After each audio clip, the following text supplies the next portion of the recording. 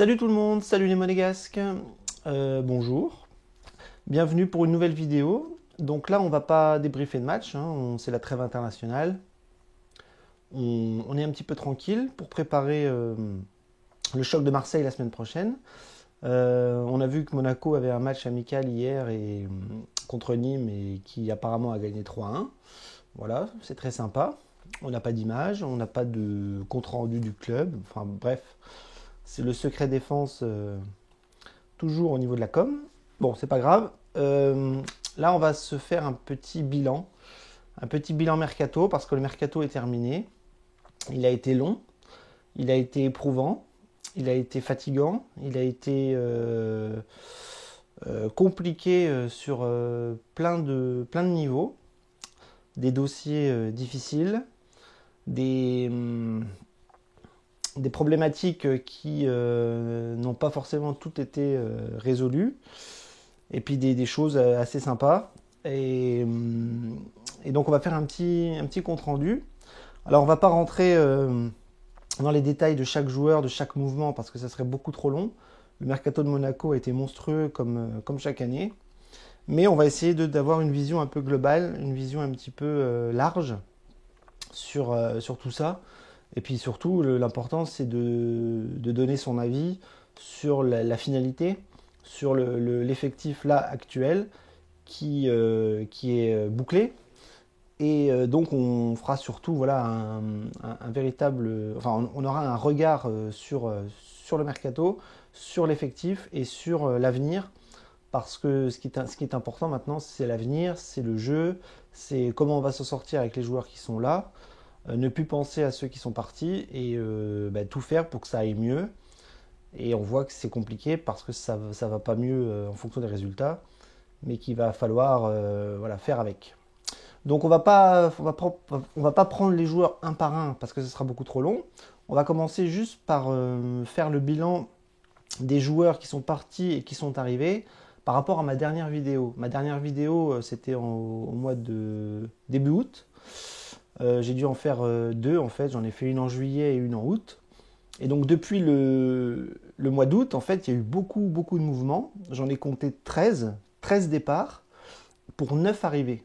Donc c'est énorme. En un mois, on a eu beaucoup de choses. Hein, le dégraissage étant l'objectif prioritaire, on va voir qu'on s'en est quand même pas mal sorti là-dessus. Mais qu'au niveau des arrivées, il y en a eu beaucoup aussi. On ne pensait pas qu'il y en aurait autant. Mais il y en a eu pas mal. Donc au niveau des 13 départs, on va les citer rapidement. Pelé, Sidibé, Chadli, Cardona, Ronny Lopez, Bennacer, Panzo, Foster, Falcao, Isidore. Un jeune qu'on ne connaît pas trop qui s'appelle Mustapha Eger qui est parti aussi. Navarro et un autre jeune Almeida qui lui aussi est parti, qu'on n'avait pas forcément beaucoup vu avec le maillot de Monaco. Et au niveau des arrivées, on a eu donc depuis la dernière vidéo, Aguilar, Onyekuru, Ben Yedder, Slimani, Adrien Silva, Maripane, Zagré, Bakayoko et Jean-Kévin Augustin. Voilà, donc ça c'est tous les mouvements depuis la dernière vidéo, depuis le début août, je crois. Voilà, donc vous avez vu que c'était quand même beaucoup en un mois. Les mouvements ont été quand même très nombreux. Et donc là, on va revoir un petit peu maintenant depuis le début du mercato, c'est-à-dire depuis le 11 juin, si je ne dis pas de bêtises.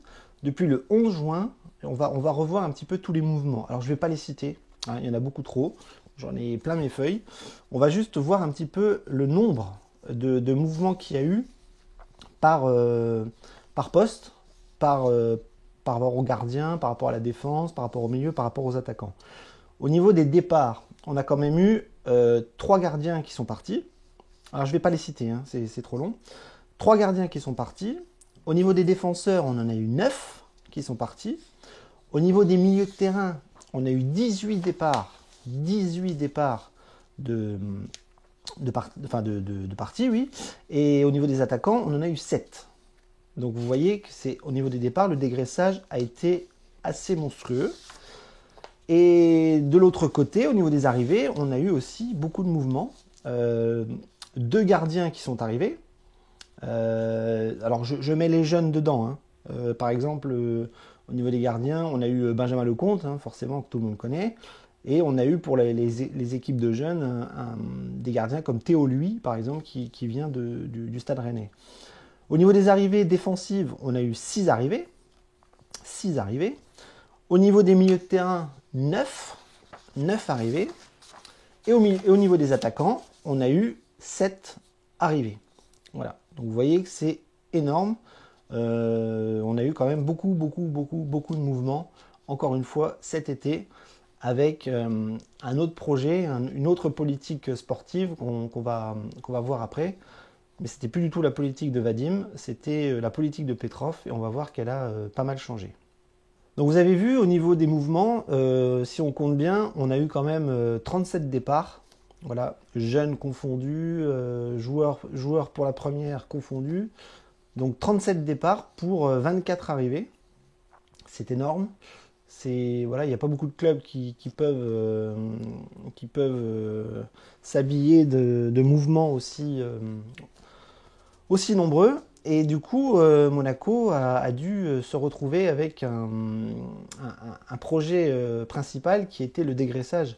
On a vu que Jardim l'a dit, Petrov l'a dit avant que le mercato commence, qu'après la saison catastrophique de l'année dernière, on s'est retrouvé sans Europe. On s'est retrouvé avec une saison à venir qui serait forcément plus light, plus légère.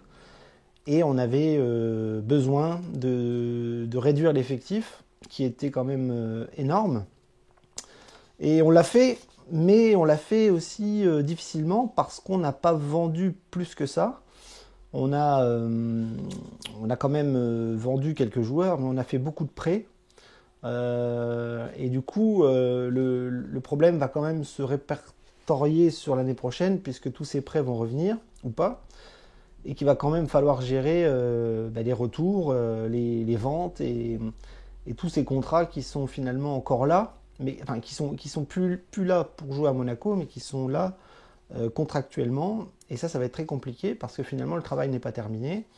On a un petit peu réduit l'effectif, mais les joueurs sont encore là administrativement et ça va pas être simple pour l'année prochaine. Mais là pour cette année, voilà, on a un effectif principal, on va dire, d'une trentaine de joueurs. J'en compte 31 si on intègre des joueurs comme Diop ou comme Millau, des choses comme ça. Voilà, des jeunes qui peuvent prétendre à une place de titulaire, une place dans le groupe si voilà, il y a des blessés, des suspendus, etc.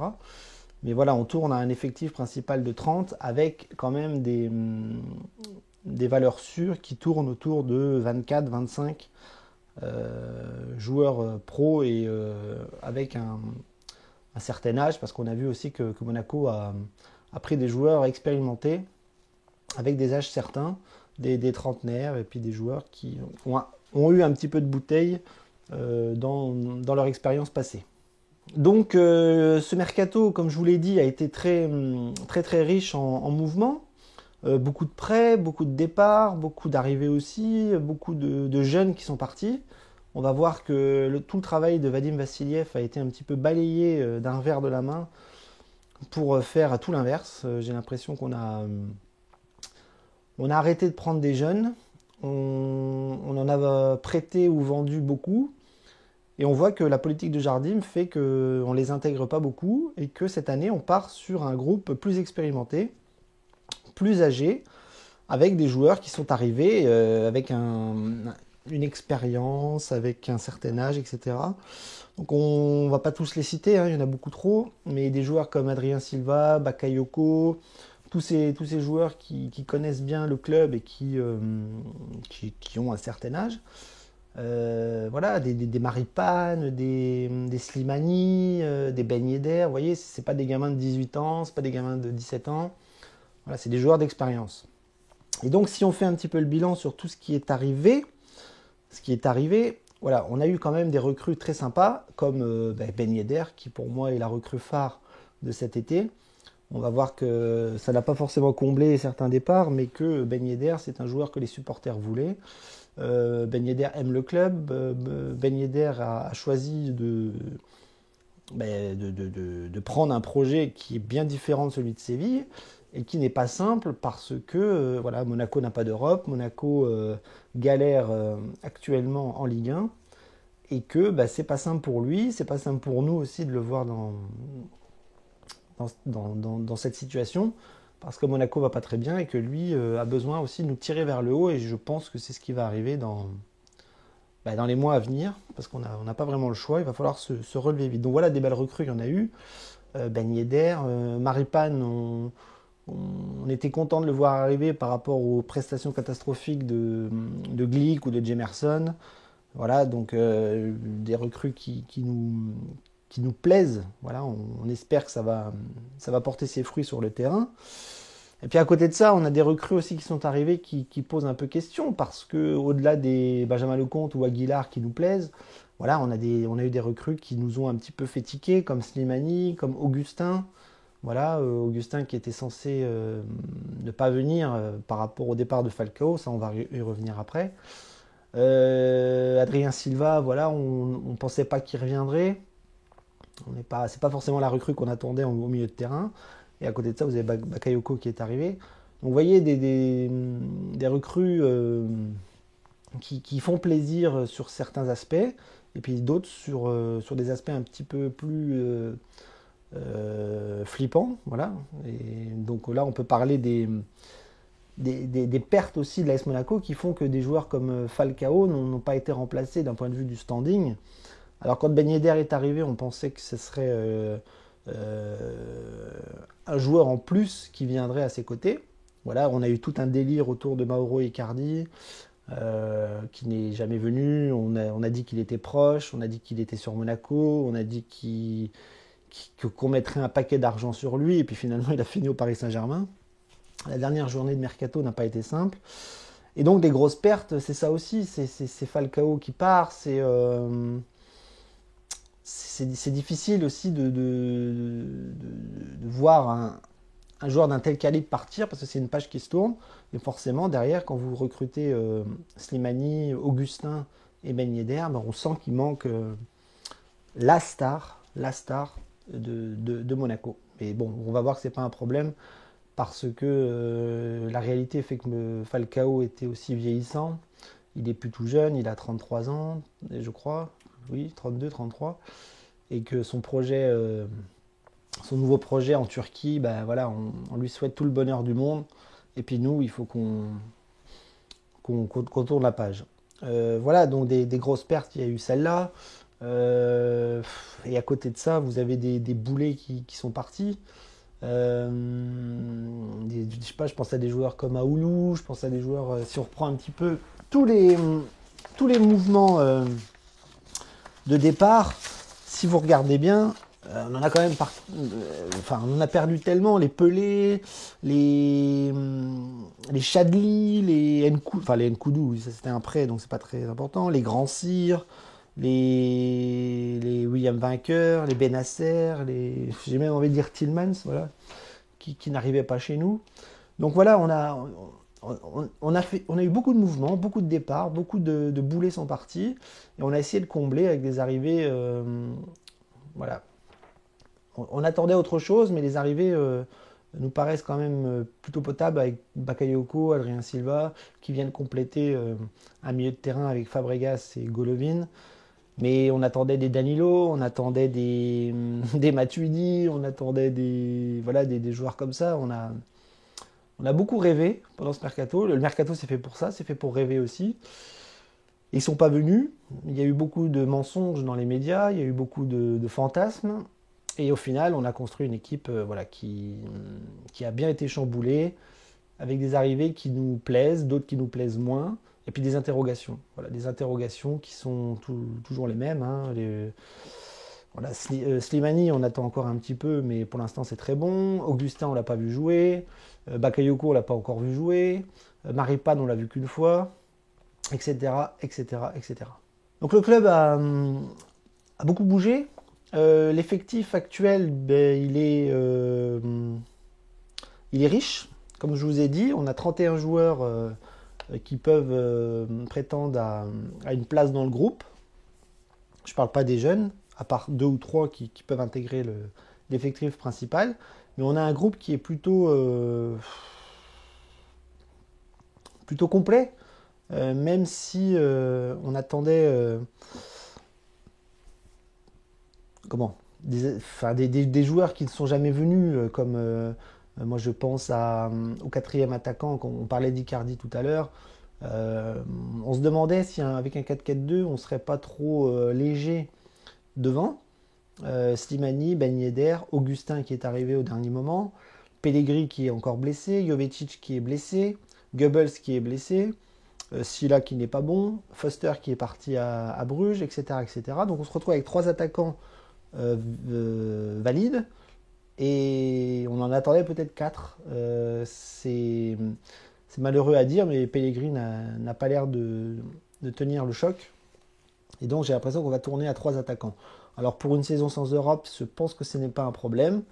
Après, il faut voir le niveau d'Augustin, qui est un vrai mystère pour nous, parce que c'est pas forcément le profil qu'on attendait. Maintenant, on va attendre de juger, on va attendre de voir pour donner son avis. Mais voilà, au niveau des gardiens de but, on a quand même 4 gardiens, dont Subasic qui n'est pas parti. Ça, c'était un dossier je pensais que ça serait réglé assez rapidement. Je pensais qu'il partirait. Et il est là. Il est toujours là. Donc, Lecomte, Subasic, Si et Benaglio. Défensivement, on a pris Maripane, on a pris Aguilar, on a pris un jeune qui s'appelle Zagré, qui va être le suppléant de Ballo-Touré, qui vient de Paris, mais qui est très très jeune, qui a 17 ans et qui n'a pas il n'a pas à prendre la place de titulaire. C'est Ballo-Touré le principal. Mais j'ai l'impression que quand Ballo-Touré ne sera pas là, que ce sera lui qui va devoir faire le taf. Et à 17 ans, c'est pas forcément très simple. Défense centrale, on en a 5. Jemerson, Glick, Badiachil, Maripane et Naldo. Voilà, 5 joueurs pour 2 places. C'est beaucoup. C'est beaucoup. Je pensais qu'on en vendrait ou qu'on en prêterait 1 ou 2. Et qu'on prendrait 2 défenseurs centraux. On n'en a pris qu'un, le Chilien. Voilà, sur les côtés, Aguilar, Henrich, qui normalement devrait faire l'affaire côté droit. Milieu de terrain. Le milieu de terrain, en fait, on avait un vrai problème cette saison, enfin cet été, pardon. C'était la place de milieu défensif, parce qu'on s'aperçoit que dans notre groupe, on n'en avait pas. On avait Golovin, Fabregas, Adrien Silva qui est arrivé, Bennacer qui était partant. On n'avait personne. On avait des joueurs comme Diop ou Bosquilla qui n'ont rien à faire en milieu def. Et du coup, on s'est retrouvé avec l'arrivée de Bakayoko qui nous a fait beaucoup de plaisir, parce que c'est un ancien qui revient à la maison, c'est un joueur à profil défensif qui n'est pas forcément un 6 pur, mais qui peut faire le taf en attendant, parce que Adrien Silva n'est pas là pour le faire, Golovin ne peut pas le faire, Fabregas ne peut pas le faire, et du coup on se retrouve avec Bakayoko qui à lui seul va devoir incarner ce poste de milieu défensif pour soulager un petit peu la défense et le milieu de terrain, et on attend beaucoup de lui. Sur les côtés, on avait au niveau des attaques Gelson Martins, Onyekuru qui est arrivé, avec Keita Baldé qui est revenu. Donc sur les côtés, on est assez fourni, même s'il peut peut-être en manquer un derrière Gelson Martins, parce que Gil Dias n'a pas l'air d'avoir le profil d'ailier pur. Keita Baldé va pouvoir tourner à gauche, à droite, devant, donc ça c'est pas un souci. Il est resté. Et puis devant, on l'a dit tout à l'heure, c'est quand même l'embouteillage au niveau contractuel, mais ce n'est pas forcément l'embouteillage au niveau validité, puisqu'on n'en a que 3 de valides.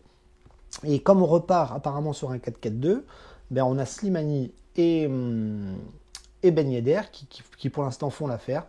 D'ailleurs, je pense que c'est le moment de faire son mea culpa sur l'Algérien, parce que l'Algérien, une majorité de supporters n'en voulaient pas. Il avait tous les feux qui étaient au rouge, lui. Il jouait plus. Il était vieillissant. Il était moqué sur les réseaux sociaux par rapport à des prestations catastrophiques en Turquie. À Leicester, j'ai l'impression qu'il n'en voulait plus. Et du coup, on avait une vraie image de Slimani mauvaise. Et surtout, ça ne pouvait pas être le remplaçant de Falcao, parce que Falcao, c'est la star, c'est le grand attaquant de l'histoire de la Colombie. C'est un des meilleurs attaquants du monde au niveau de sa carrière. certes sur la fin, mais voilà, on ne pouvait pas le remplacer par Slimani. Nous, on attendait une star contre une star. Et puis Slimani nous a vite fait mentir. Voilà, titulaire, pas à 100%, mais buteur. Slimani, c'est un déménageur, c'est un profil qui me paraît assez parfait pour la Ligue 1 qui est très bourrine, et du coup, lui, il s'intègre parfaitement là-dedans, il y va de son physique, il y va des coudes, il y va des pieds, il y va de l'envie, et en plus, techniquement, il est bon, il fait pas de bêtises, il est propre, et ce qu'on lui demande, c'est de marquer des buts, il le fait, 3 buts en 2 matchs, donc pour l'instant, l'attaque Slimani Ben Yedder fonctionne, j'ai envie de dire, presque parfaitement. Ben Yedder va monter d'un cran dans les semaines à venir parce qu'il n'est pas encore prêt à 100%. Et je pense qu'offensivement, on va s'en sortir. Voilà, le chantier est défensif, la peur est défensive parce qu'on prend beaucoup trop de buts. Et du coup, ce groupe avait besoin d'une assise défensive qui, on l'espère, va être stabilisée par l'arrivée de Bakayoko. Parce que Glick, Jemerson, Badiachil qui est encore assez jeune, et l'interrogation Maripane, on n'est pas rassuré. Voilà, on n'est pas rassuré, mais on espère que la mayonnaise va prendre et qu'on va s'en sortir et qu'on va arrêter de prendre des buts et en marquer beaucoup dans un 4-4-2 que les supporters attendaient depuis longtemps. Donc voilà, j'ai pas parlé de tout le monde, j'ai dû oublier plein de profils, plein de joueurs, mais globalement, voilà, ce qui est important, c'est l'avis général sur le groupe. Maintenant, Jardim, on a des vraies interrogations sur lui. Le début de saison est catastrophique, les résultats ne sont pas là. Depuis que Jardim est revenu, ça ne va pas. Personne n'arrive à tirer l'équipe vers le haut pour retrouver une confiance, une sérénité, des victoires, une assise défensive, etc. etc. Et Jardim continue dans sa préparation habituelle, dans sa culture habituelle. Et j'ai l'impression que ça va pas mieux. Sa préparation a tendance à amener des blessures. Des blessés, on en a encore. Ça continue. L'infirmerie risque d'être pleine souvent. Jardim a beaucoup bricolé. On a la Ligue de football qui nous en met plein la gueule depuis pas mal de temps. Donc vous voyez, le groupe est à 31 joueurs et finalement, si on réfléchit bien, il risque d'être intéressant de voir qu'on va avoir besoin de tout le monde parce que les suspendus, on en aura de plus en plus avec les nouvelles règles de la Ligue 1, les nouvelles règles arbitrales, on l'a vu, des rouges à chaque match quasi, beaucoup de cartons jaunes, les blessures qui commencent à se remettre en route. Je pense à Adrien Silva, je pense à Pellegrini, je pense à tout cela.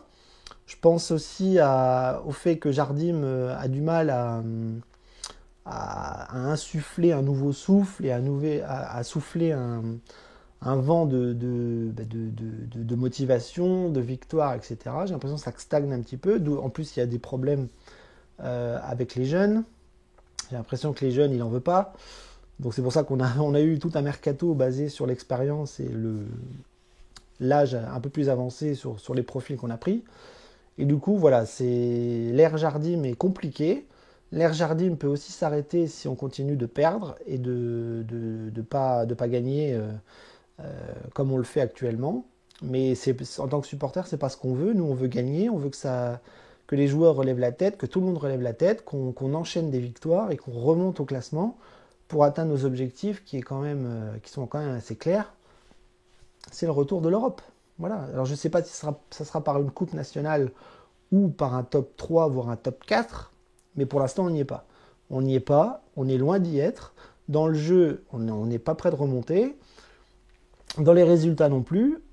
Mais maintenant, il va falloir trouver une stabilité au niveau de l'effectif, une stabilité au niveau du 11 principal, et trouver une équipe qui commence à monter en puissance, à gagner, à ne plus prendre de buts, et à enfin retrouver son niveau de l'époque, qui est bien, bien compliqué à retrouver. Voilà, donc je ne vais pas rentrer dans tous les mouvements, dans tous les chiffres. Je sais qu'on a quand même une balance. On a dépensé beaucoup d'argent cet été.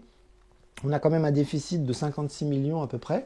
Voilà, on a dépensé plus qu'on en a gagné de l'argent. Je pense que c'était nécessaire. Le groupe m'a l'air quand même correct si on le regarde d'une façon globale. Il va falloir que voilà, la mayonnaise prenne maintenant et que Jardim arrive à tirer le meilleur de son groupe. Je pense qu'il a eu ce qu'il voulait. Bakayoko, Slimani, des attaquants pour un éventuel 4-4-2. Maintenant, il a toutes les clés en main pour que ça fonctionne. Et si ça ne fonctionne pas, moi, je lui donne pas très longtemps pour sauter. Voilà. Autant dire les choses. Mais je ne nous souhaite pas de revivre la même saison que l'année dernière. Il faut que ça réussisse. Il faut qu'on relève la tête. Voilà, la période difficile du mercato est terminée. Et maintenant, il faut que ça prenne. Et quand je vous dis que le mercato est terminé, ben, il paraît que non, parce qu'on parle d'une arrivée possible aussi de Marchisio, un Italien. Alors là, je ne comprends pas. Je peux comprendre le profil et le poste qui pourrait être intéressant, mais Marchisio, il est blessé, il a un genou qui est en vrac. Il s'est fait opérer au mois d'avril, il n'a pas joué au Zénith, il est sur la fin, il est libre, personne n'en veut, et je ne comprends pas que Monaco se place sur ce dossier. Alors est-ce que c'est vrai, est-ce que c'est faux, je ne sais pas, mais on parle d'une arrivée imminente. Donc c'est très bien, Marchisio c'est un grand et beau joueur qui a une très très belle carrière, mais qui actuellement ne donne pas forcément toutes les garanties pour réussir dans un club de foot parce que voilà, les blessures, le manque de temps de jeu, l'âge, etc. Je ne sais pas. Je ne comprends pas trop l'idée. On va bien voir. Hein, s'il arrive, voilà, il arrive à 0 €. On va pas cracher dessus. Hein, ça reste un grand joueur. On verra bien. On verra bien. Il y a une vraie interrogation là-dessus. Donc voilà, le mercato n'est pas forcément fini malgré les dates. Mais on a fait le tour, on a fait le point sur tout ça. Et maintenant, il faut que ça prenne. Il faut que la mayonnaise prenne et il faut qu'on s'en sorte, qu'on relève la tête et surtout qu'on commence à enchaîner des victoires dès la semaine prochaine contre Marseille. Et je pense que si on gagne contre Marseille, le moral va revenir petit à petit, le rythme aussi, et ça va le faire. Voilà, il faut que ça le fasse. Voilà, donc je vous laisse. J'ai sûrement oublié plein de choses, plein de joueurs, plein de mouvements, plein de chiffres, mais c'est pas grave. J'espère que l'idée principale est passée. Le bilan, c'est un mercato plus ou moins réussi. Des départs qui nous font un peu mal au cœur. Voilà, on va pas se mentir. Je pense à Falcao.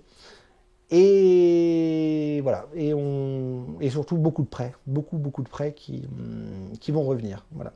Donc on arrête là. Dagemunigu, à la semaine prochaine. Profitez bien et faut gagner, faut gagner, faut gagner, faut gagner, faut gagner.